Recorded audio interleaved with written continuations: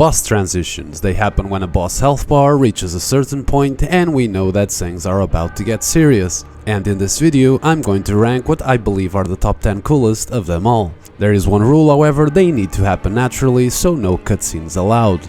In other words, I'm sorry to all the Ludwig fans out there, but he won't be on this list. Starting with number 10, I chose Elden Beast from Elden Ring.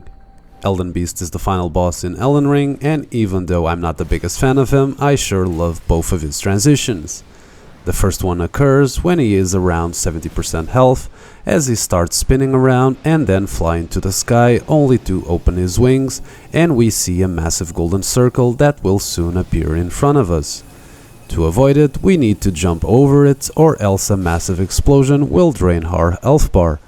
Later into the fight, when he is around 30% health left, he will get a second transition that is even a bit cooler, because instead of just one golden circle, we now have 3, and avoiding them is much more fun and difficult, because now you will have 3 circles to jump over them. This is a crazy beautiful boss transition and definitely cool enough to enter this list.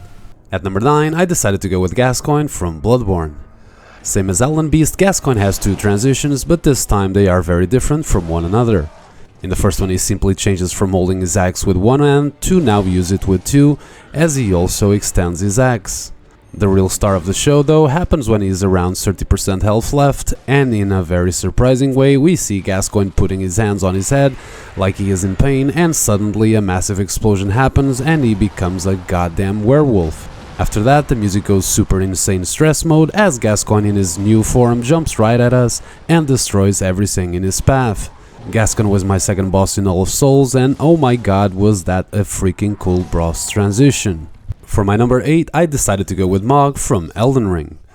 Unlike the other 2 bosses I mentioned before, Mog only has one boss transition, but it's one you will never forget. After spending his first phase counting to 3, when Mog reaches half of his health, he will grab his massive weapon and he will raise it to the skies as he screams the words Nihil.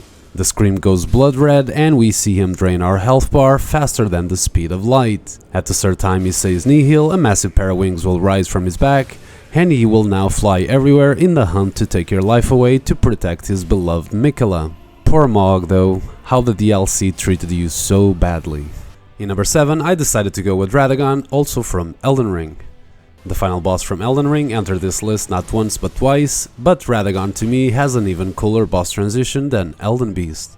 His first transition is pretty cool and happens when he is around 70% health. As he raises his leg, his feet starts glowing and he creates a massive explosion on the floor, only to then fly into the air and slam his hammer on the floor for yet another massive AoE.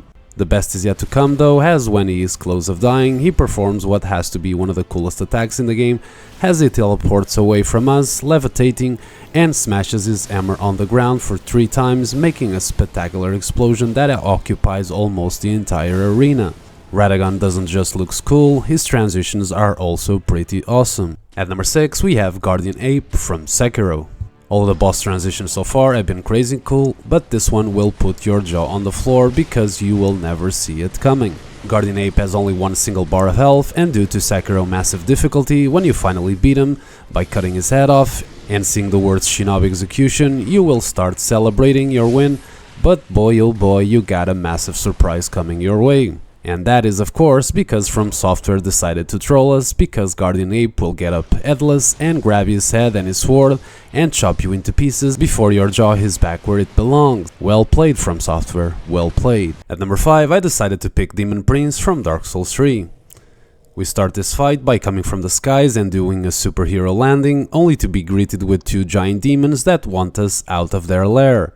This is a tough fight since one is aggressive and will chase us around the arena, and another will attack us from the distance, and soon they will change places. After we beat both, we have another moment where From Software tries to trick us, making us think the boss is dead, but this time is not so effective. What is effective though is the absolutely stunning way the transition from this boss is made.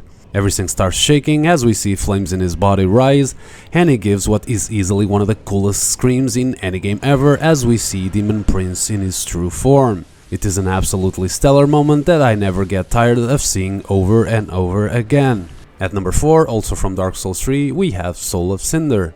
Even though I am picking Cinder as my number 4, I can easily imagine that many people would put this boss transition as their personal favorite. Due to Cinder getting Gwyn's music and moveset as part of his transition, any person that played Dark Souls 1 as their first Souls game will completely lose their mind. That wasn't the case for me though, since Dark Souls 3 was my first Dark Souls game, so the Gwyn effect did nothing for me. What did though was him raising his weapon only to create a massive AoE on the floor, followed by what is easily one of the best attacks in the entirety of Dark Souls 3 with a crazy cool fire combo. Cinder 100% deserves the number 1 on this list, I just wish I had played the games in order. At number 3 I went with Sister Fried, again from Dark Souls 3. Sister Fried is to me the hardest boss in Dark Souls 3, and at the end of her first phase we see a cutscene where she dies only to be revived again. After that, we fight her and Daddy Ariandel in an epic duo boss fight that ends with us receiving a Titanite slab as a reward for beating them. In one of the biggest twists in Soul history though, this was all a trick because Fried will rise from the ashes for a third round as she flies a la Lady Maria into the air and hits the floor with a massive AoE, and we see her final form, where she uses all of her powers to take our lives away. As a big fan of plot twists myself, this one is an unforgettable one and scores extremely high on the cool factor. It's time for the final 2, and I decided to pick General Radam from Elden Ring. Plot twists like Sister Fried are awesome, but a plot twist that will kill almost any player in the world is something crazy hard to accomplish. That is, however, what General Radam has achieved, because when he gets to 50% health, he will take off into the skies, and for a few seconds you start thinking you will have to fight him in somewhere else. That is not the case though, because soon you will see what appears to be a meteor in the skies coming your way. But that is no meteor, that is actually Radam himself and his horse, and he will insta-kill you when he lands, and you will be in shock thinking what the hell just happened. Radam meteor attack is legendary, but there is one boss transition that is still better in the cool department. And that is of course Bale the Dread from Elden Ring. Bale is a Drake that you get to fight in the DLC, and he is severely injured due to his fight with Dragon Lord Placidus Axe. But when he is around 50% health, everything changes as you see Bale look into the floor, only to then everything around him explode and an absolutely insane cool looking pair of wings appear on his back. That alone would make him enter this list, but it's not over yet, because he will start flying around the arena and fireballs start flying your way as you run to avoid them. It all ends with Bale descending at lightning speed right into you as he creates another massive explosion in what is, in my opinion, the coolest boss transition in any Souls game. And that, everyone, is my list of the top 10 coolest boss transitions in Souls. Please share yours in the comments, I am curious to know.